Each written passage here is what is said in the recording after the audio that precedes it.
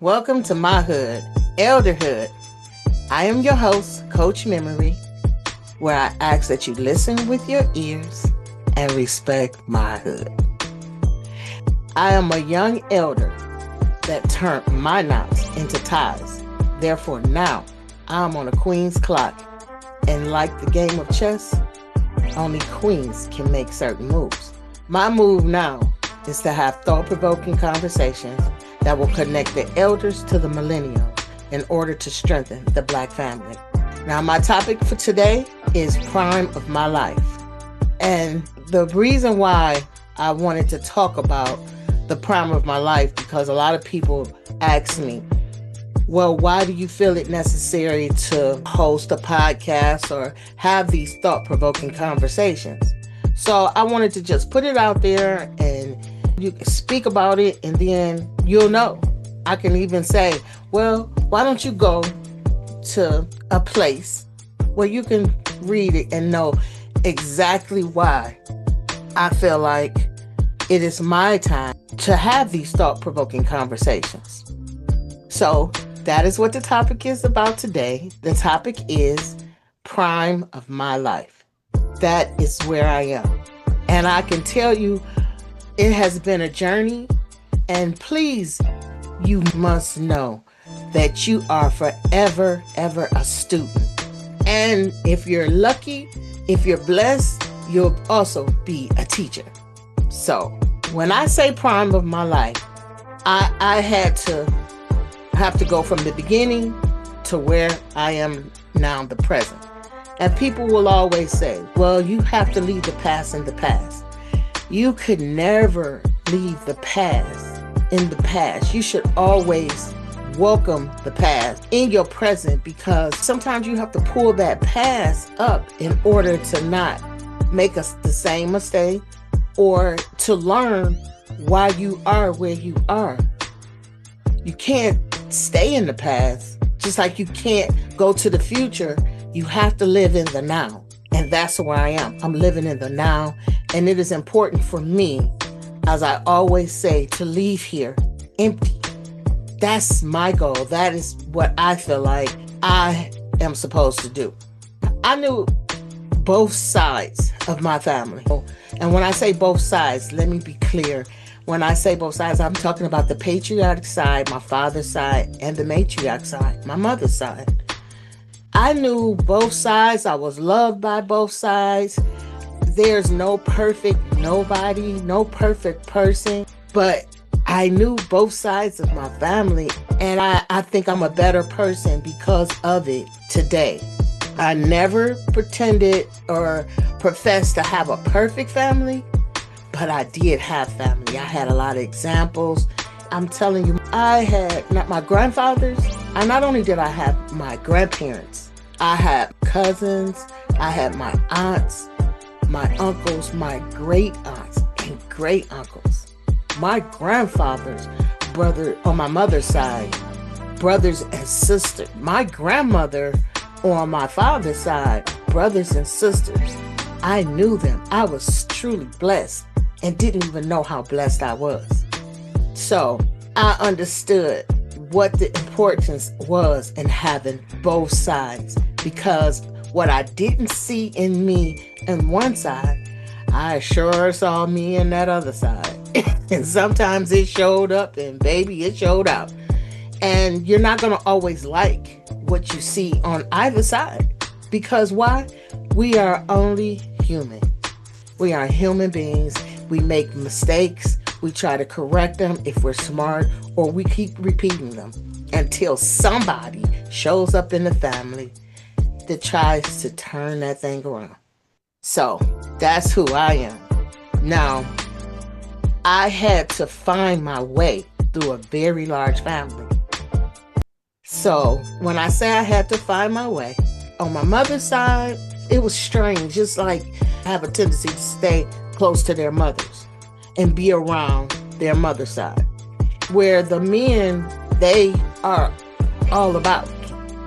And I was able to, I was in the middle, but at the beginning at the same time. And when I say that is, my mother had two brothers older than her, And then she had brothers and sisters under her.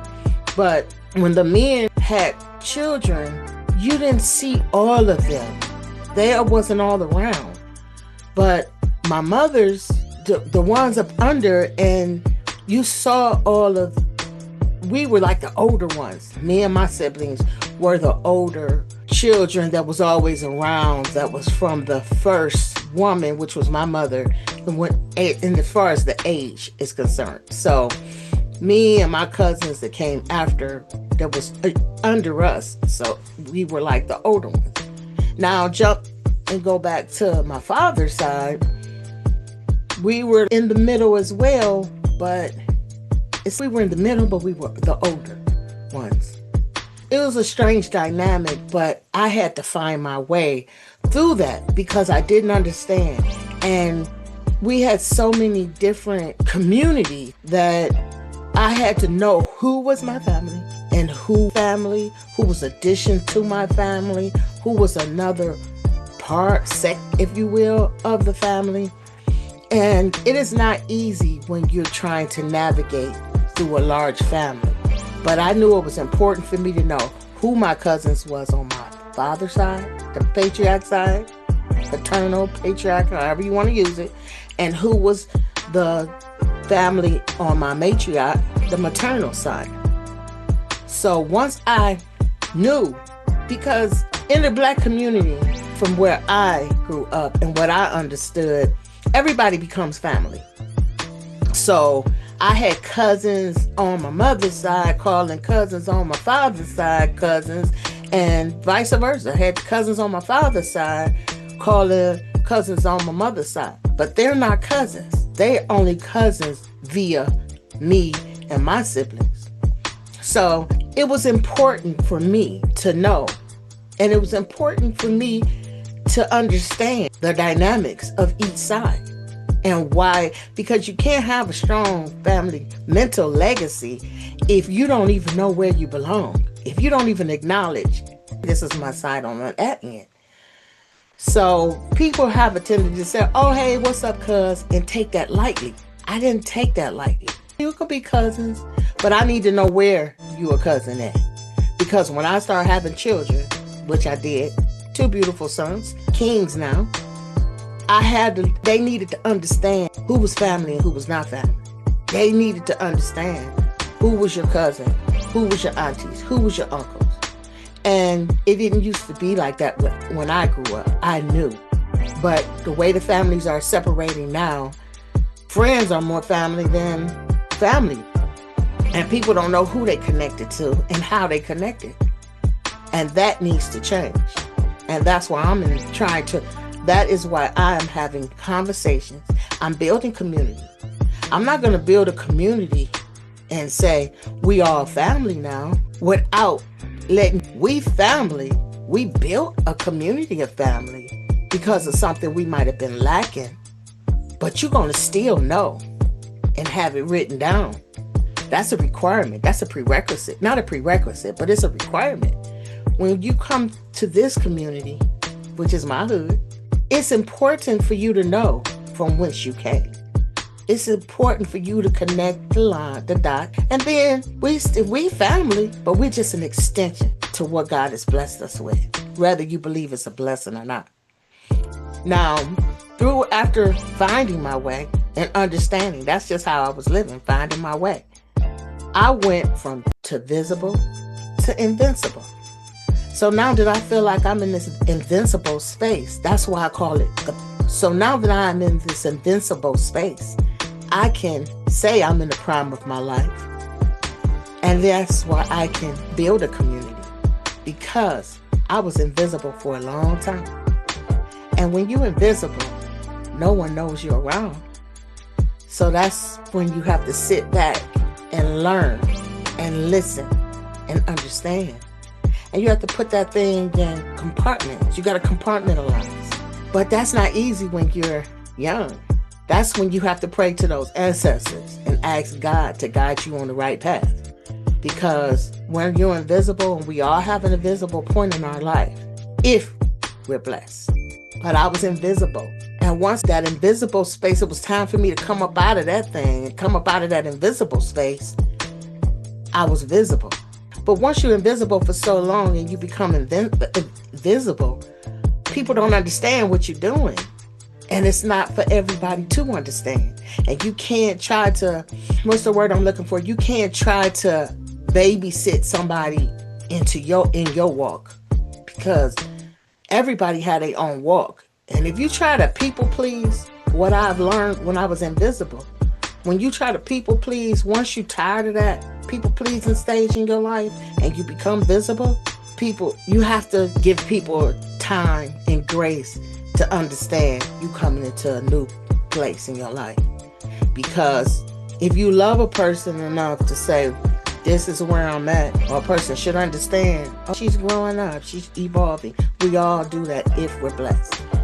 But I went from that to that visible stage, and I was very visible, very boisterous. I was learning who I was and speaking my truth. And after that, through the pain and the worst heartache that I have felt this far in my life, which was losing my mother, out of that, I became invincible. To me, what invincible looks like to me, because I love that woman, and I'd already lost my hero, my father. And then after to lose my father, and then to lose my mother, which knowing we're all born to die. We're all on this earth for a short time. What does Fantasia say? I'm not here for a long time. I'm here for a good time. But a good time ain't always a good time. With life, you have to go through the good and the bad. But once I lost my mother, that's where I had to get in that, I want to say sunken place for lack of a better word. And I had to come out of it in order for me to become invincible and become someone that could have a conversation to bring back what I know was missing in my family and connecting people back. So that's where that visible to invincible come from. That's what I had to do. Then I had to understand while I'm going, before I can become invincible, that whole between the visible and the invincible, I had to find out what part I played in the demise or for the trauma in the family, because we all have a part to play. And everybody always wants to say, I didn't do anything. That's the biggest lie anybody can tell, because we all have a part to play. But I wasn't concerned with what parts other people played, because that's not my walk. It was important for me to know what part I had to play so I can ask for amends. I can atone for the wrong that I did. And then I can say, I don't want this to trickle down on my children. Because whether a person believe it or not, when you do wrong, when you have stinking thinking, or when you think you can do no wrong, it might not affect you per se. It might not affect you immediately, but it will affect your children or your children's children. That thing will go down generations, and they'll be trying to figure out, well, what did I do? Because you had that surface, here, let's do this, instead of making amends and atoning and acknowledging the part that you had to play. That's going to have to be played out again. So you have to say, I did this. Now, in order for me to not so much as clean your slate, but to make the next generations not pay for what part you played in the demise of your family, the drama, the dysfunction, the trauma, acknowledge what you did and change it. Don't just acknowledge it and keep doing it, asking God for forgiveness, and then keep repeating. No, you have to ask for forgiveness, mean it, and then you have to move on and you have to make amends. It's not always going to that person. You might not even be able to go to the person. They might be gone. They might be no longer on this earth. So you just have to make amends with who you call your Most High. Whatever name you give, just be true. And then you can, hopefully it won't rub off and it won't keep, that cycle won't keep continuing, because you're cleaning what you can clean. You can't clean everybody's slate. You can only work on you. And then that's when you can be in the prime of your life. So, you extended family and friends. I had to learn where to place extended family and friends.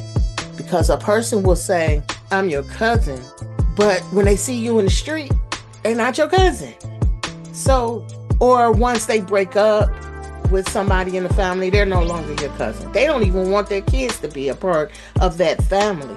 But that child that they chose to bring on this earth with a family member has the same bloodline, has the same DNA, has that same trauma bond or something that's going to connect them.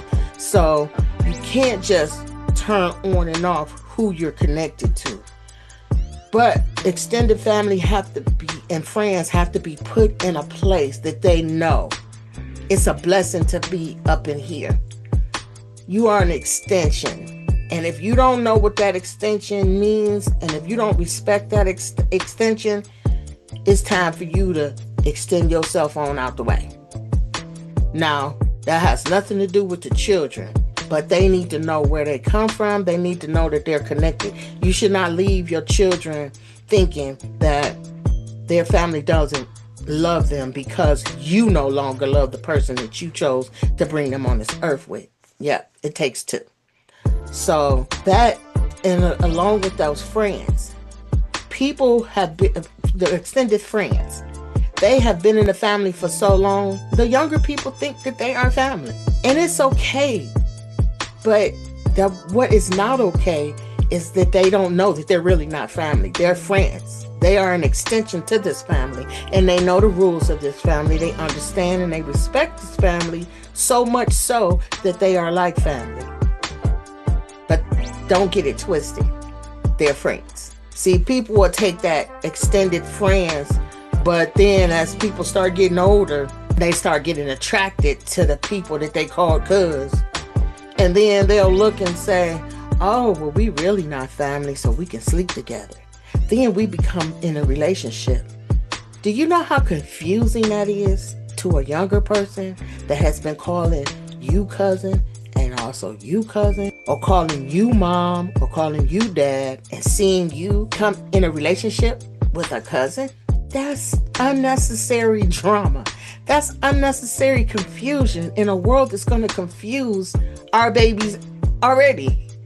So you have to put extended family and friends where they belong, not taken away from the love that you have for them, but you have to let them know. Family, when you have a child with somebody in this family, you need to keep them connected. And if you're not mature enough to keep them connected via you, then you need to find a way to keep them connected with somebody else in the family, not add somebody that's not part of this family. Extended friends, you need to know we're friends.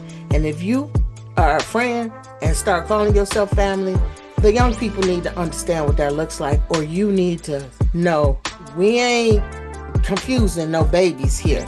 These babies don't need to be no more confused than the world is already going to confuse them. So that's extended family and friends. I'm explaining to you the whole why I am in the prime of my life and what that looks like for me and how I'm able to have conversations. I don't know it all, but I know my part. And I know who I can connect with. Like I said, it's a lot of people out here doing a lot of wonderful things.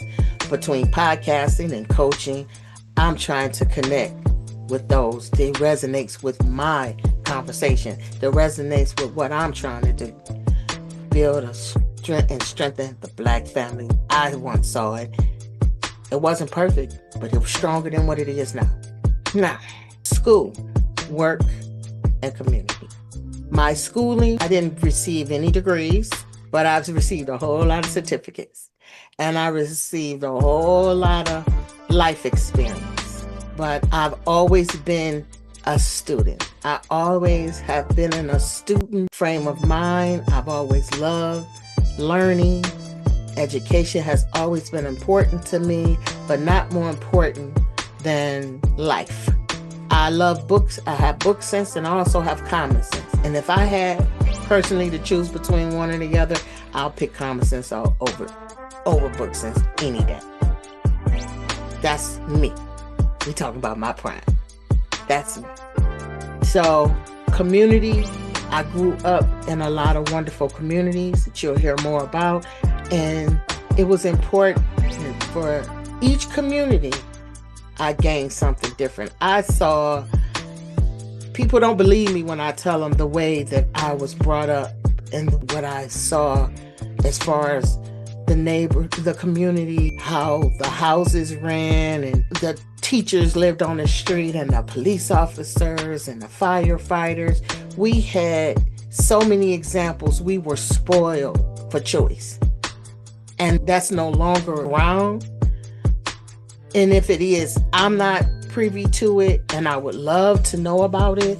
But we had the community with the work. We was filled with neighborhood, with pride and power, and just seeing all things that were love and building. And then what happened? Infiltration. The communities was infiltrated, the schools were infiltrated, your jobs were infiltrated. It was things that changed because you have to remember, I was born in the 60s, later 60s. And I grew up 70s, 80s. I was becoming a young adult and learning my way and then the 90s, I was an adult and adulting and still young adult learning things, and it went on and on and on. So I went through a lot of pivotal moments in just life and things that were going on in history that was molding me and shaping me and making me the person that I am. So that whole infiltration, when people start coming into our communities, into the village, and changing what that looked like, and then people that look like me start running away because we were, if you will, allowed to become consumers of other people and move in neighborhoods that wasn't going to treat us very well, working on jobs, and they give one person that looked like me a position and they ran with it in a bad way. All of those things brought on infiltration. And once you infiltrate your school and your jobs and your community and your entrepreneurs, then what? The larger families become smaller families because people put on pedestals, or people believe that they're better than the family. They don't need the village anymore. They don't need the community anymore. And I watch large families, including mine, become small little pockets where you might have saw this group at this time, but you saw this group at this holiday and didn't see the others. So it became very fragmented. And then that's when they became smaller and smaller. And everybody, when you saw this large family, when I saw my large family, speaking of me and my prime, so when I saw my large family become a smaller family, who's to blame? Everybody wants to point the finger and blame somebody, but they're not letting the person that they're blaming know that they're blaming them. So that brings discourse, that brings division, and a person don't even know. Just if something bad happened in the family, you don't even know that it's happening because the families went from large to small, and they keep their little secrets in their family. And then they think as they get older that everybody knew what they was going through, when nobody knew but the people that they were going through it with. But they charged the whole family for something that they didn't even have a clue of what was going on. So who's to blame? It should be nobody if you had all the things in place and you kept everything strong. There would be nobody to blame. So when you blame the infiltration, smaller families, who's to blame? It leaves you living without that big group of people that's still living on this earth, but it's trickling down. It's getting smaller and smaller and smaller. And then you have to try. It takes somebody. It takes one, but it takes many, but it can start with one. to try to create what you can and what you lost before it's beyond repair. So you have to start picking up the pieces, and it has to be important for you to create it again or create what you can. It only takes one. And you have that one have to be sincere, have to be authentic, and have to know what they're doing, because you can't make it worse if you don't know what you're doing. Or if you're going to all the wrong people that don't feel what you feel, but they're going to pretend and then keep discourse, keep every off kilter. You know how a person throw the rock and hide their hand. They'll listen to you and they'll have you believing that they hear you and they want to do what you want to do, but then they'll go and tell you their version of what you said. And somebody will get offended, and then that'll keep everybody at bay instead of having them there so everybody can have a conversation. It's important to not just talk to one person and let them go and tell the people.